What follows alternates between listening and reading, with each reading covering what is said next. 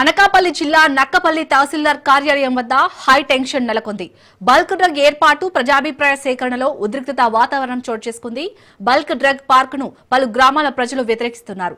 ప్రజాభిప్రాయ సేకరణకు వస్తున్న ప్రజలను పోలీసులు అడ్డుకుంటున్నారు.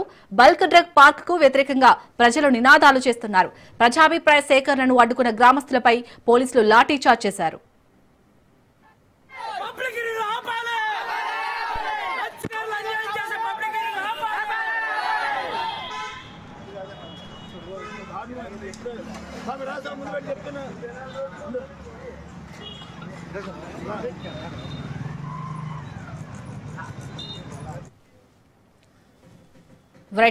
బల్క్ డ్రగ్ ఏర్పాటు ప్రజాభిప్రాయ సేకరణలో అయితే అక్కడ ఉద్రిక్తత వాతావరణం నెలకొన్నట్టుగా తెలుస్తుంది. దీనిపై మరిన్ని అప్డేట్స్ మా ప్రతినిధి సూర్యప్రకాష్ అందిస్తారు. సూర్యప్రకాష్, ప్రజెంట్ అక్కడ సిచ్యుయేషన్ ఏ విధంగా ఉంది? అక్కడ స్థానికులు ఏమంటున్నారు?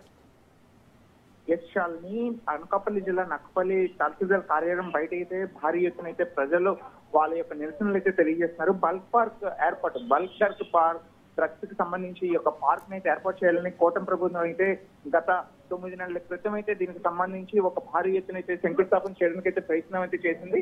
కానీ ప్రస్తుతం ఈ యొక్క నివేదికకు సంబంధించి ఈ రోజు మొత్తం కూడా ఈ బల్క్ డ్రగ్ సంబంధించి ప్రజాభిప్రాయ సేకరించడానికి అయితే జిల్లా అధికారులు మొత్తం కూడా అక్కడ చేరుకోవడం జరిగింది. చేరుకొని స్థానికంగా ప్రజల యొక్క అభిప్రాయం తెలుసుకోవాల్సిన పరిస్థితి ఉంటుంది. కానీ దానికి పూర్తి భిన్నంగా అయితే సిపిఎం అలానే వైసీపీ ప్రజా సంఘ నాయకుల్ని గృహ నిర్బంధం చేసి ప్రజల్ని కూడా అక్కడికి వచ్చేందుకు అనుమతి లేకుండా ఎక్కడికక్కడ కట్టడి చేయడంతో అయితే దాదాపు ఇక్కడ మొత్తం కూడా ప్రజలంతా కూడా వ్యతిరేక నినాదాలు తీసుకురావడం అయితే జరుగుతుంది. దానికి సంబంధించి ఈ యొక్క బల్క్ డ్రగ్ పార్క్ సంబంధించి భూసేకరణ జరుగుతుందా జరగదా అనే పరిస్థితి కూడా ఇక్కడ నెలకొనడం అయితే జరుగుతుంది.